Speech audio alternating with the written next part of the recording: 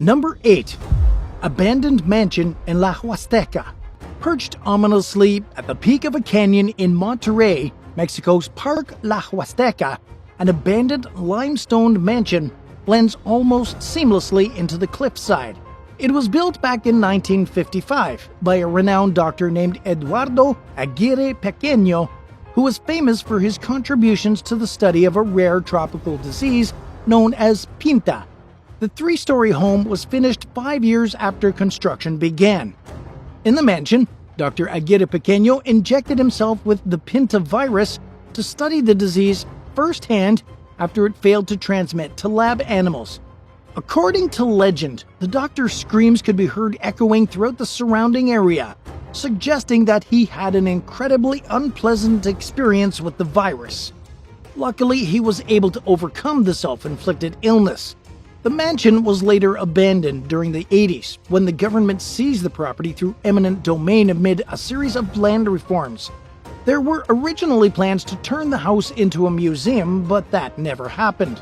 For almost 40 years now, Dr. Aguirre Pequeño's former home has been at the mercy of nature and looters, leaving it in a dirty, decrepit state.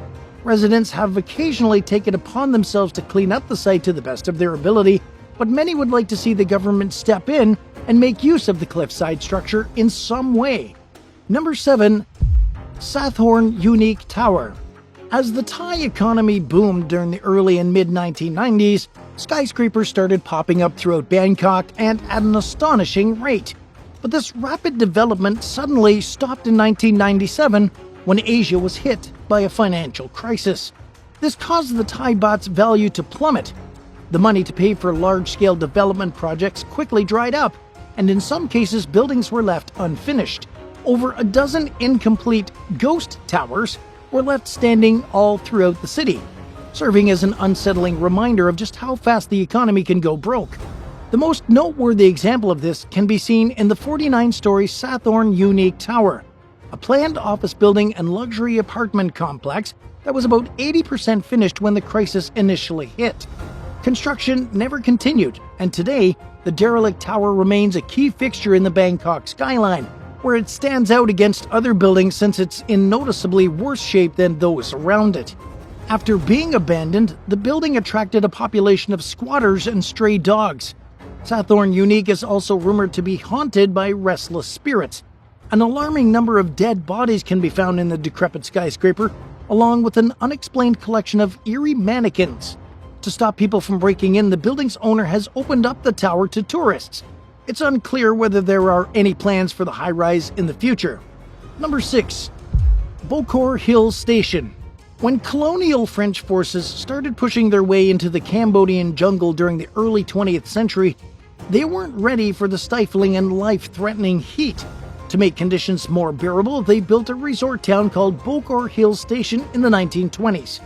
Situated approximately 3,438 feet above sea level in the remote mountains of Kampot province, it offered the basic amenities of an outpost along with a few luxuries, including a post office, a Catholic church, a casino, and even an upscale hotel.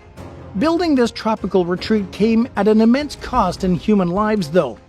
About 900 workers passed away during the construction of Boor Hill Station, which was surrounded on all sides by dense foliage and unforgiving terrain. The site was abandoned in the late 1940s when rebellion against French occupation broke out during the First Indochina War. It was briefly reopened as a resort in the 1960s, but deserted once again in 1972 when the Khmer Rouge took control of the region. From then until the 1990s, Boor Hill Station was used as a stronghold for the regime. Until recently, the only path leading up to the overgrown property and its crumbling buildings was an old, beat-up road that's no longer used. Now the site can be reached easily, thanks to a highway that runs straight through the region. An investment group has since purchased the property and is now renovating it into a modern resort, complete with a golf course, several restaurants, a hospital, hotels, and more. Number 5. Bechuan. On May 12, 2008, a 7.9 magnitude earthquake hit southwestern China, killing 88,000 people, injuring hundreds of thousands more, and leaving over 18,000 bodies unaccounted for. About 1/4 of the people who died lost their lives in Beichuan County. 80% of Beichuan's buildings were damaged, including 2 school structures that collapsed entirely. To make matters even worse, the area was rocked by powerful aftershocks that caused additional destruction and death. Beichuan is located in a valley surrounded by mountains on all sides. When the earthquake struck, it caused large sections of the mountains to break, causing immediate landslides from multiple different directions. In the aftermath of the disaster, all of Beichuan's inhabitants moved, leaving the city almost completely abandoned. They resettled in a newly built town about 14.3 miles away. The crumbling ruins were left untouched to memorialize the victims who never made it out of the rubble. It stayed that way for several years, eerily frozen in time while visitors came to pay respects. In 2013, a series of floods struck the region, putting the memorial site in danger of getting destroyed. The raging 23-foot-high waters also affected a newly opened museum, prompting outcries from citizens asking for the government to do more to protect the site. It might sound strange to leave the site of a tragedy as is, but the decision reflects a growing trend in recent years of memorializing a disaster by leaving the aftermath undisturbed. After the Chi-Chi earthquake struck the Taiwanese town of Taichung back in 1999, officials preserved a small section of the ruins and opened the site up as a museum.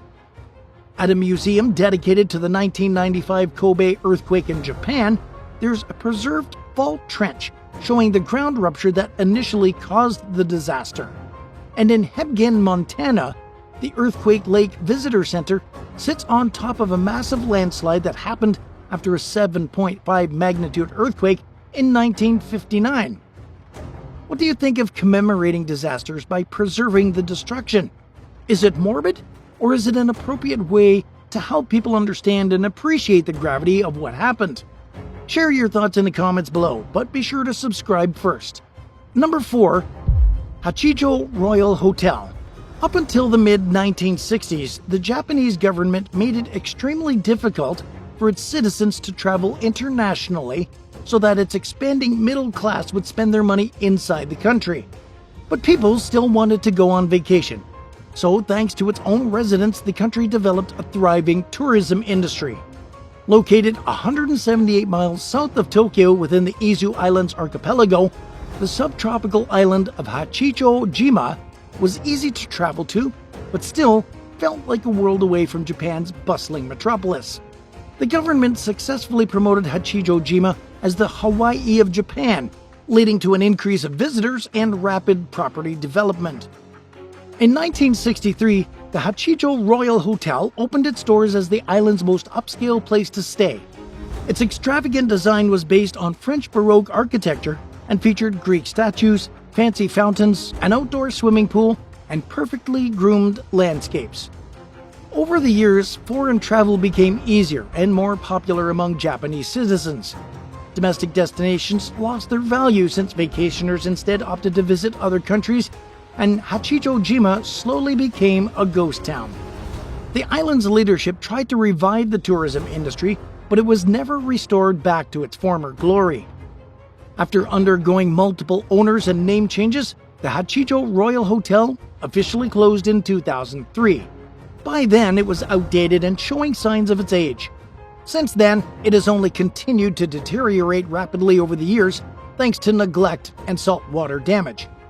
What was once a well-maintained property is now a small jungle with an occasional crumbling statue or empty pool poking through the vegetation.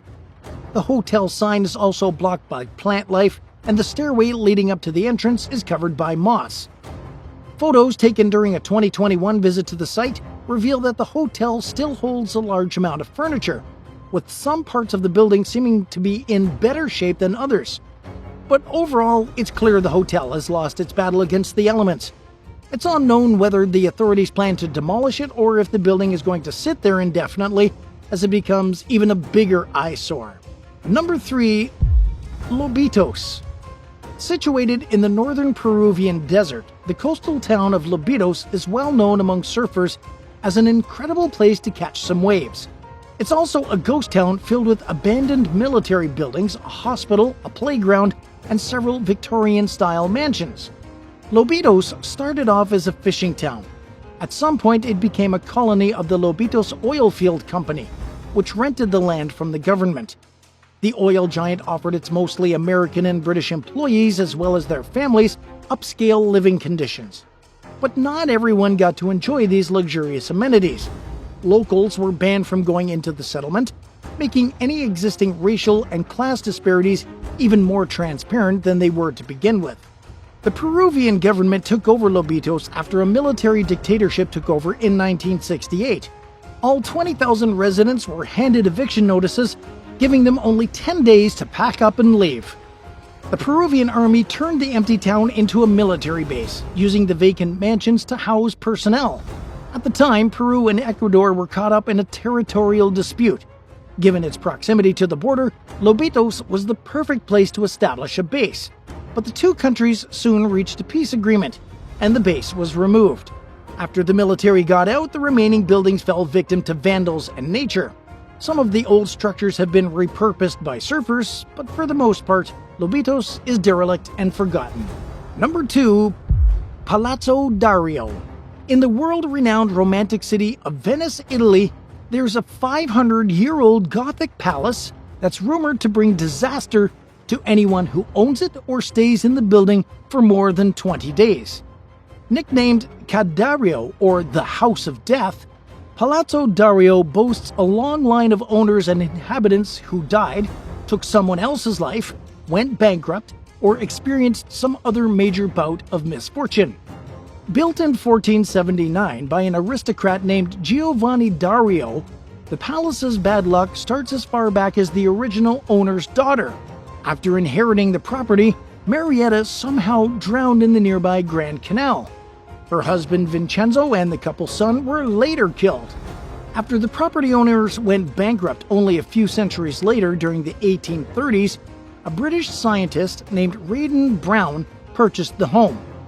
Just 4 years later, Brown ran into his own financial issues. At the same time, locals started finding out about his relationship with a man, which was considered unacceptable at the time, landing Brown at the center of a massive scandal. The shunned scientist and his partner were discovered dead in the house after the weight of their problems became too much for Brown to handle. Palazzo Dario was empty during the first half of the 20th century, perhaps due to its reputation. World-famous opera singer Mario Del Monaco agreed to buy it in 1964, but he got into a car accident on his way to sign the contract, causing him to rethink his decision to purchase. He apparently made the right choice, because the house's next owners all experienced misfortune. The belief in the Palazzo Dario's curse continues today. Even local fishermen are careful not to cast their lines near the property. Some believe the curse stems from the house being built over a cemetery, which causes it to lean visibly to the right. And at number 1, corrupt cartel cop's cringeworthy mansion. Arturo El Negro Durazo Moreno served as Mexico City's corrupt police chief from 1976 to 1982. He made a measly $1,000 per month at his day job, yet he lived the luxurious lifestyle of a cartel big shot thanks to his illegal side gigs. Durazo was an active participant in the region's cocaine trade and engaged in other activities, like racketeering and extortion. He also used his position of power to get others to do his dirty work. The crooked official used his fortune to build several palaces all over Mexico. The most famous among them is a gaudy hilltop playhouse that overlooks the Pacific Ocean and the coastal city of Zihuatanejo. Durazo threw wild parties at the home, where he welcomed drugs, prostitution, and all forms of debauchery. But as they say, all good things must come to an end. The cop's degenerate lifestyle came to a screeching halt in 1982 after the inauguration of a new national president who had an anti-corruption agenda. Knowing his deeds would catch up with him, Durazo fled the country. He was captured in 1984 following a 2-year manhunt as he stepped off his private jet in Puerto Rico. Durazo's properties were neglected while he served prison time for his crimes. He was freed in 1992 after serving 6 years of a 16-year sentence and died in 2000 at the ripe old age of 76. Since then, the mansions have continued to languish. The house at Zihuatanejo is watched by a caretaker, but it's clear that time has taken its toll on the once opulent columns and statues, which are now crumbling and overgrown. Visitors are allowed to look around in exchange for a small entry fee, but are warned to do so at their own risk thanks to the safety hazards of the aging site. 8. Flooding in Death Valley. Death Valley National Park is the driest spot in North America and one of the hottest places in the world. During the summer of 2022, severe rainstorms hit the region, causing an unprecedented amount of flooding. Described by meteorologists as a once-in-a-millennium event, it first started with a storm that dumped about 1.5 inches of water onto the arid valley in just 3 hours. This may not sound like a significant amount, but in a place that gets just 2.2 inches of rain a year, it was a lot, especially for one bout of rain. In fact, it almost beat the record for the highest recorded day of rainfall in Death Valley. And as a low-lying place with not much soil to soak up water, it doesn't take much water to cause a flood. Over 1,000 tourist and park employees were left stranded as flash floods took over the park.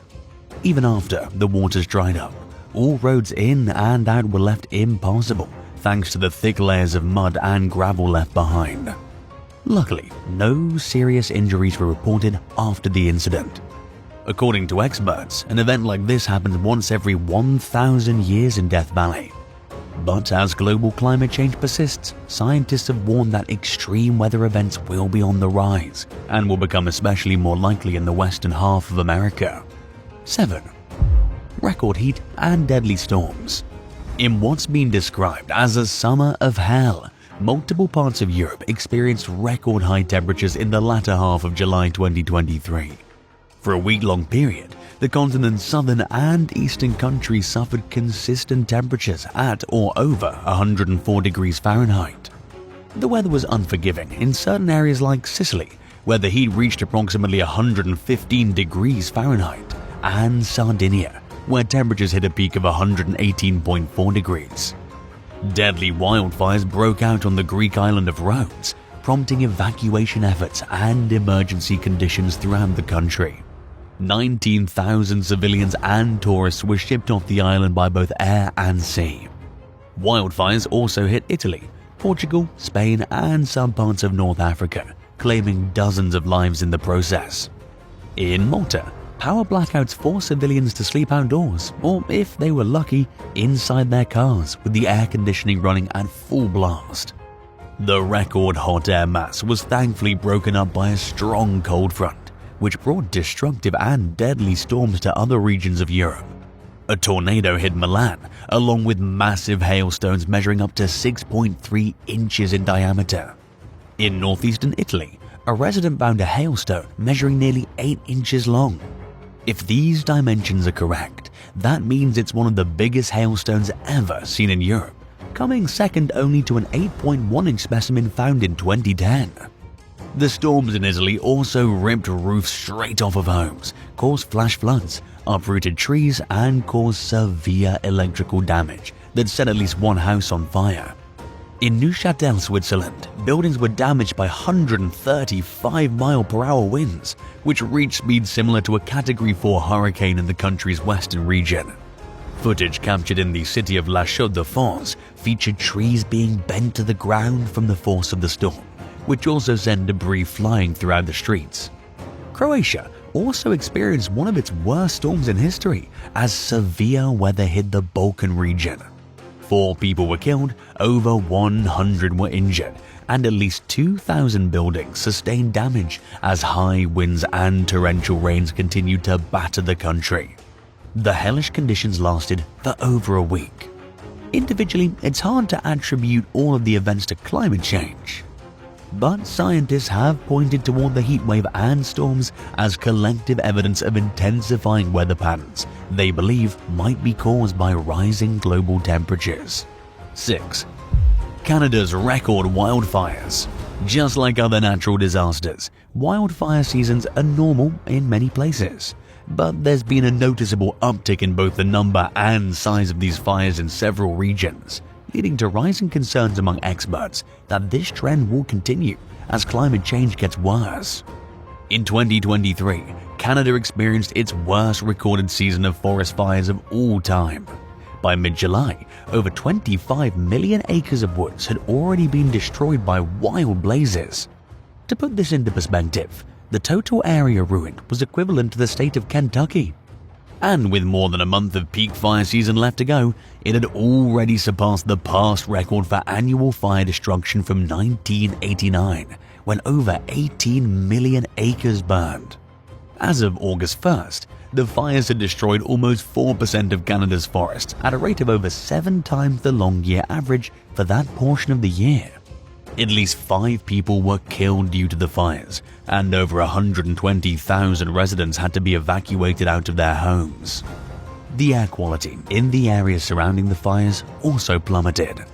On many occasions, smoke from the fires drifted southward and blanketed vast portions of the United States, including New York City, where the landscape took on a hazy Martian-like appearance. At one point, air quality levels in the Big Apple were the worst in the entire world, serving as a reminder that natural disasters have far-reaching effects.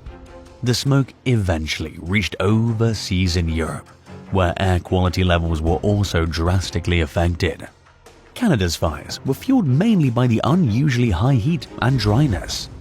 Temperatures in the Northwest Territories province soared as high as 100 degrees, setting the all-time high for the hottest temperature ever taken north of 65 degrees latitude in the Western Hemisphere. If this trend continues, the forest fire problem will likely worsen. 5. Melting glaciers reveal long-missing hikers. Over the last century or so, at least 300 people have gone missing in the Alps. In 2022, Switzerland recorded its worst glacial melt rate since record-keeping started over 100 years ago.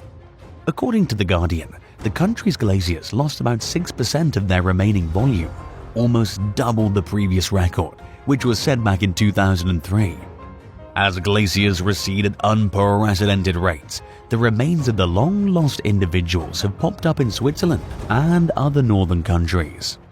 In early 2014, the frozen corpses of 2 Austrian World War I soldiers came out from the melting ice in the Italian village of Paio. 3 years later, in 2017, the bodies of a couple who went missing in 1942 were found by a ski lift operator in Switzerland. Just a few weeks later, a missing hiker's hand and shoes were located on a Swiss mountain. Around the same time, a mountain climber discovered the bodies of 3 hikers who vanished on the Italian side of Mont Blanc, Europe's highest peak, decades ago in the 1990s. More recently, in 2023, a pair of climbers came across the remains of a German hiker who disappeared 37 years earlier while crossing a glacier in southern Switzerland. The discovery came months after the body of a British man who hasn't been heard from since 1974 appeared on a melting glacier in the Pennine Alps. As glacial melt continues, it's likely that more bodies will emerge. And while climate change is not exactly a good thing, the ability to bring long-awaited answers to missing people's loved ones is one of the few good things to come from this global concern. Are you worried about the melting glaciers? Let us know in the comments below and subscribe to the channel if you're enjoying the video. 4. Extreme heat wave causes massive cattle die-off. Thousands of cattle suddenly dropped dead in southwestern Kansas over a multiple-day period in June 2022, sparking rumors that Bill Gates possibly had the livestock killed off for his own business interests. It's understandable that people started demanding answers. According to initial reports, the death toll was at least 2,000 cattle. But the actual number was probably much higher, especially since the die-off continued after the story broke. But Bill Gates was not the one responsible. According to industry officials, the deaths were brought on by an unusually high heat wave, which came with skyrocketing temperatures, high humidity, and very little wind. And there was no reason to think otherwise. Kansas State University cattle veterinarian A.J. Tarpoff told PBS that the deaths resulted in a true weather event that was isolated to only one part of the state. More specifically, he said that the major spike in humidity, paired with the sudden decrease in wind speeds, created the deadly conditions that made the cattle suffer from heat stress. Temperatures went from the 70s and 80s to a high of over 100 degrees Fahrenheit at its peak.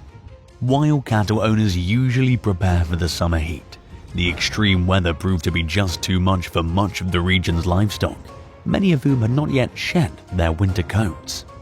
And with each head of cattle being worth about $2,000, it resulted in huge economic losses for farmers. Events like this are rare, but not entirely unheard of. According to Brandon Deppenbush, who runs a feedlot in Great Bend, it happens once every 10 to 20 years. Hopefully, this so-called perfect storm of conditions won't be seen for a very long time. 3. Excessive snow in drought-stricken California.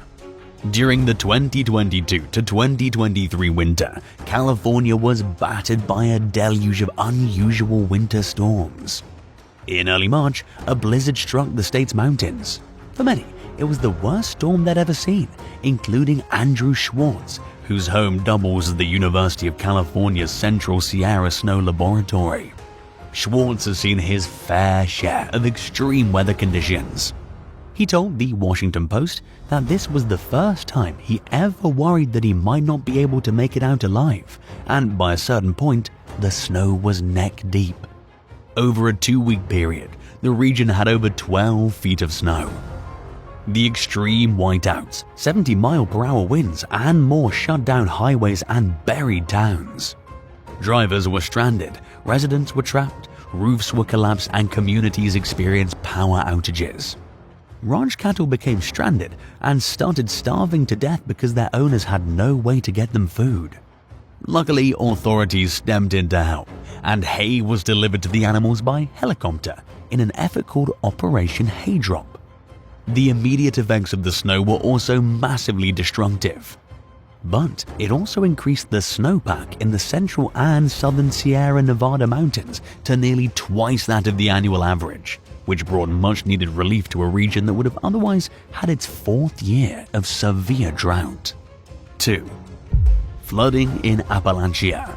The central Appalachian region of the United States was in the middle of a drought when sudden heavy rainfall came in the summer of 2022. Thanks to the conditions brought on by the drought, the soil was unable to properly soak up the water, triggering horrible flash floods. Eastern Kentucky was hit hard by the deadly conditions, which killed over 36 people. About 100 bridges were destroyed, while roads were washed away or blocked by debris, rendering them impassable for weeks.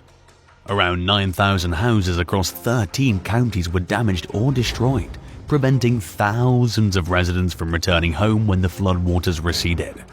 In a historically poor area where many families were struggling to make ends meet, the costs of fixing their homes, replacing their belongings, and finding a place to stay were inconceivable.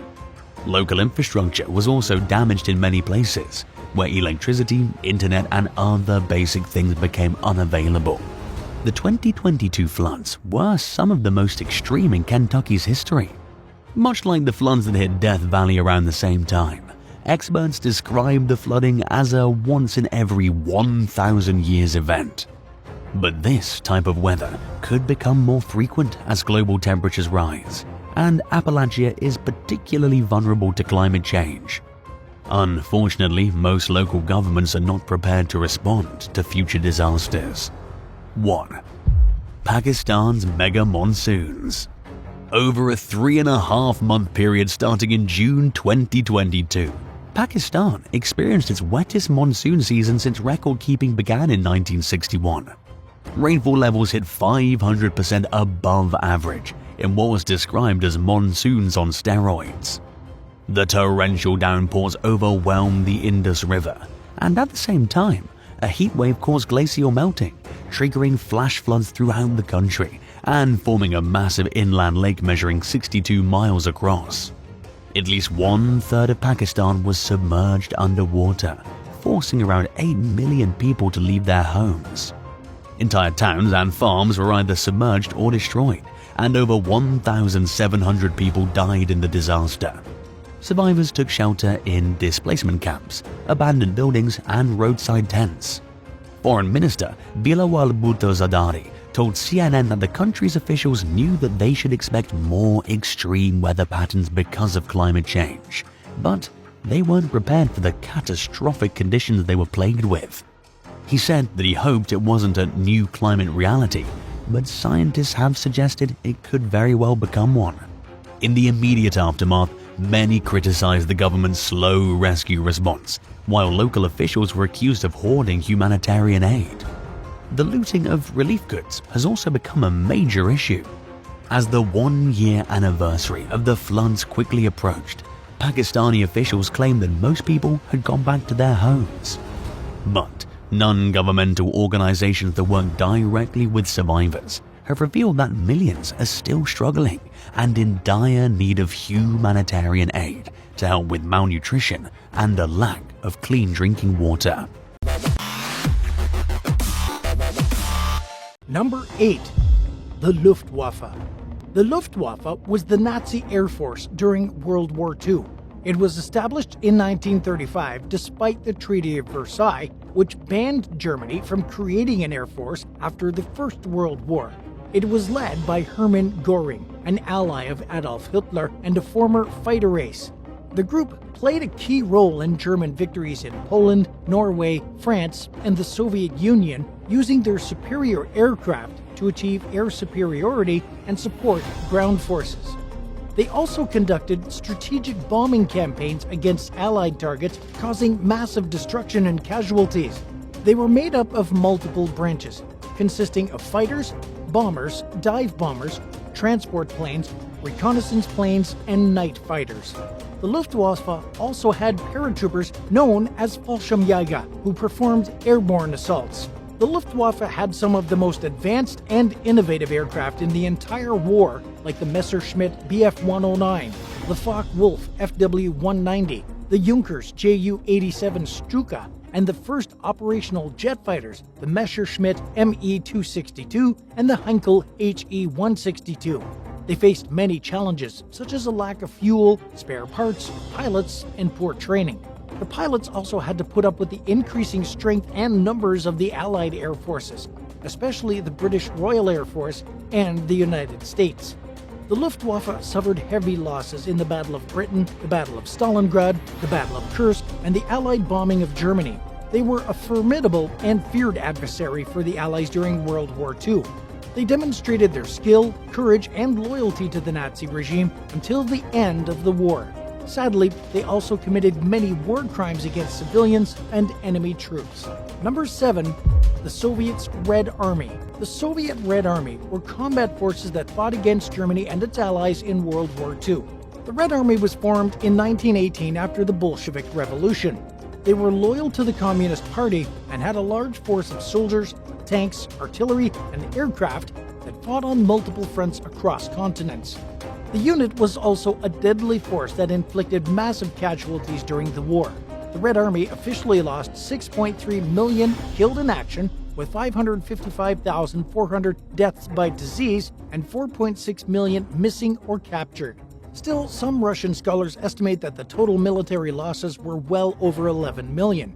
They also killed or captured countless enemy soldiers, especially Germans, and were responsible for most of the German military losses, which totaled nearly 5.3 million.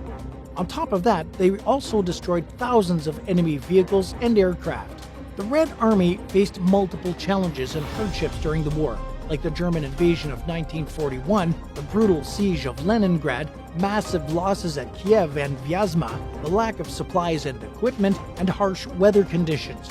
They also suffered from political purges, repression, and propaganda that affected both morale and leadership. The Red Army also achieved many victories during the war, like the defense of Moscow, the counteroffensive at Stalingrad, the liberation of Eastern Europe, the encirclement of Berlin, and the capture of many Nazi leaders. They were instrumental in defeating Nazi Germany and ending World War II.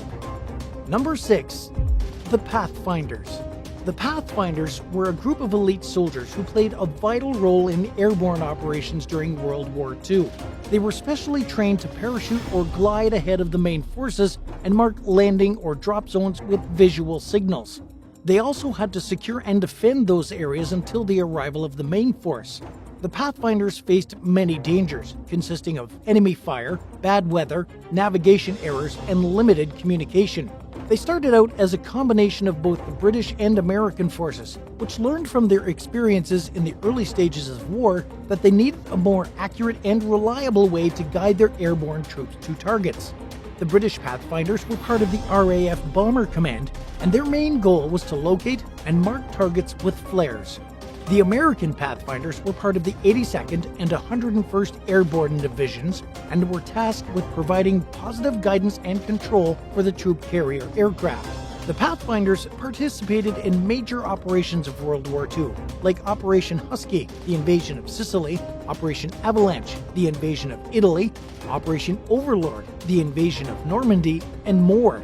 In each mission, they demonstrated their courage, skill, and dedication to their cause.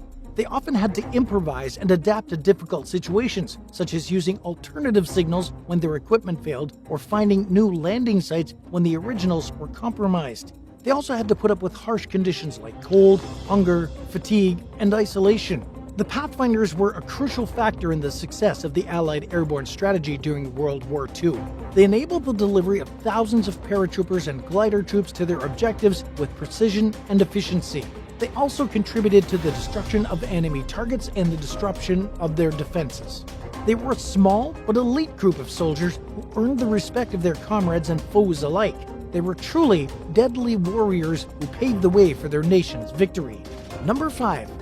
The 36th Infantry Division. The 36th Infantry Division was an American division composed of units from the Texas and Oklahoma National Guard and was nicknamed the Lone Star Division or the T-Patchers due to their distinctive shoulder patch. The division was known for its courage, tenacity, and extremely high casualty rate. The 36th Infantry Division first saw combat back in September 1943 when it landed at Salerno, Italy. It was the first American division to reach the European continent, and it faced fierce resistance from Nazi troops. They suffered over 4,000 casualties in the first 10 days of fighting alone, but still managed to secure a beachhead and advance further inland. The division kept fighting in Italy until July 1944, participating in the Battle of San Pietro, Monte Cassino, Anzio, and Rome. They then moved to southern France and landed on August 15, 1944 as part of Operation Dragoon. The division liberated multiple towns and cities, including Marseille, Toulon, Montélimar, and Lyon. In November 1944, they entered Germany and fought in the Vosges Mountains and the Colmar Pocket. The troops crossed the Rhine River in March of 1945 and before advancing into Austria. On the way, they also liberated several concentration camps, including Dachau and Kaufering. The division ended the war near the Brenner Pass on May 2, 1945. The 36th Infantry Division was one of the most decorated and deadly groups of soldiers during World War II. They received 3 Presidential Unit Citations and 5 Campaign Streamers, had 14 Medal of Honor recipients, and 208 Distinguished Service Cross recipients. Number 4. The Submariners. Submariners were some of the most courageous warriors in World War II. They operated stealthy vessels that could creep up on enemy ships and convoys from underwater by using torpedoes and mines. They also faced constant threats from enemy anti-submarine weapons like depth charges, sonar, and aircraft. They had to endure harsh conditions, such as extremely cramped spaces, limited oxygen, and mechanical failures. Submariners played a key role in both the Pacific and Atlantic theaters of war. In the Pacific, U.S. Navy submarines waged a relentless attack against Japanese shipping, sinking countless merchant vessels and over 200 warships. They also performed both humanitarian and special operations missions, like rescuing downed pilots, delivering supplies and commandos, and freeing concentration camps. U.S. submarines claimed about 55% of all Japanese naval losses, but also suffered the highest casualty rate out of all the U.S. service branches, losing 52 boats and 3,506 men. In the Atlantic, German U-boats posed a serious threat to Allied shipping lanes, especially in the early years of the war. They operated in wolf packs and used advanced technology for the time like snorkels and acoustic torpedoes. They sank over 2,700 merchant ships and 175 warships, disrupting the vital supply lines between America and Europe. They also attacked naval bases and coastal cities with missiles. By mid-1943, the Allies gained the upper hand with improved sensors, weapons, and overall tactics. They sank over 700 U-boats and killed 28,000 German submariners. Number 3. The 1st, 3rd, and 4th Ranger Battalion. The 1st, 3rd, and 4th Ranger Battalion were elite units of the U.S. Army that carried out raids, reconnaissance missions, and sabotage behind enemy lines. They were modeled after the British commandos and trained in Scotland. They were also known as Darby's Rangers for their commander, Major William O. Darby. The group saw their first action in August 1942 when they participated in the Dieppe raid in France along with the British and Canadian forces. The raid was a disaster since the Allies suffered heavy casualties and failed to accomplish their objectives. The Rangers then moved to North Africa, where they spearheaded the invasion of Algeria back in November 1942. They captured the port of Arzew and silenced 2 gun batteries and threatened the landing. They also saw conflict in Tunisia, where they conducted a dicey night raid on an enemy-held airfield at Sened Station. In July 1943, the Rangers participated in the invasion of Sicily, landing ahead of the main force and securing multiple key objectives. They also fought in Italy, where they faced some of their toughest battles yet. They scaled the cliffs of Anzio under heavy fire and held their positions against repeated counterattacks. The battalion also tried to break through the German defenses at Cisterna, but were ambushed and surrounded. Only 6 out of 767 Rangers escaped capture. They suffered high casualties throughout the war since they often faced overwhelming odds and met fierce resistance. They also endured harsh weather conditions, long marches, and constant danger. They were among the most decorated units in all of World War II, earning countless awards for valor and achievement. They also earned a reputation as fearless and skilled warriors who could accomplish any task given to them. Number 2. The Free French Forces. The Free French Forces were a political and military movement that resisted the Nazis' occupation of France and collaborationist Vichy regime. They were led by General Charles de Gaulle, who escaped to London after France fell in 1940 and broadcast a call to arms to his compatriots. The Free French Forces were made up of volunteers from France and its colonies who joined the Allies. They fought on multiple fronts like Africa, Europe, and Asia, with their own army, navy, and air force. They also supported the French resistance inside France by providing intelligence, sabotage, and guerrilla warfare. The Free French Forces faced many dangers, such as a lack of resources, equipment, and even recognition. They also had to put up with the hostility of the Vichy regime, which considered them all traitors and rebels. They suffered many casualties and hardships in their battles against the Axis power. The Free French Forces contributed to the liberation of France and its colonies, as well as to the defeat of Nazi Germany. They took part in major operations like the torch landings in North Africa, the Battle of Boor Hill, the Italian campaign, the Normandy invasion, the Battle of Paris, and the Rhine crossing. They also saw conflict in Syria, Lebanon, Madagascar, Indochina, and across the Pacific. The Free French Forces were a unique symbol of courage, patriotism, and resistance for the French people. They restored the honor and dignity of their nation after its humiliating defeat in 1940. They also paved the way for the creation of the Fourth Republic and the modern French state as we know it. Number 1. The Waffen-ss. In the countless records of military history, few forces have been as controversial and discussed as the Waffen-ss. Emerging as the combat branch of the notorious Nazi Schutzstaffel, or SS, during World War II, the Waffen-ss distinguished itself as a formidable fighting force. Combining fanatical loyalty, rigorous training, and a ruthless commitment to the despicable Nazi cause, they left an irreversible mark on the battlefield. Formed in 1939, the Waffen-ss was composed of individuals considered to embody the racial ideals of Nazi Germany. Unlike regular army soldiers, these troops were subject to a highly selective recruitment process that aimed to create an elite force made of the cream of the crop. The rigorous training they underwent instilled the principles of discipline, physical prowess, and unwavering obedience. By the peak of the war, the Waffen-ss had grown into an army of about 900,000 men. Their combat effectiveness was undeniable. Whether engaging in large-scale offenses or covert operations, they demonstrated lethal abilities. At battles like Kharkov, Kursk, and the Ardennes, they fought with determination and often achieved remarkable success.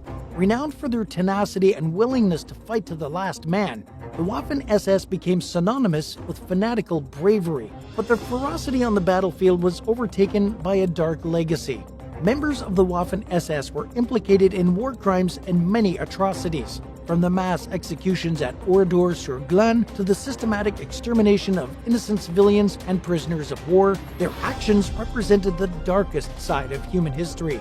These acts of brutality have forever tarnished the reputation of the waffen-ss and Germany. Their commitment to Nazi ideology was unwavering, adding to their reputation as a feared fighting force. While their battlefield courage was unwavering, their actions were inseparable from the larger context of Nazi aggression and genocide. Today, the legacy of the Waffen-ss stands as a stark reminder of the dangers of blind loyalty and the depths to which human beings can sink down to. While they were undoubtedly a deadly force, their actions serve as a somber testament to the consequences of unchecked power and the ever-present dangers of extremist ideologies. Which of these military units did you think was the most dangerous? Let us know what you think. And as always, don't forget to hit subscribe on your way out. See you next time.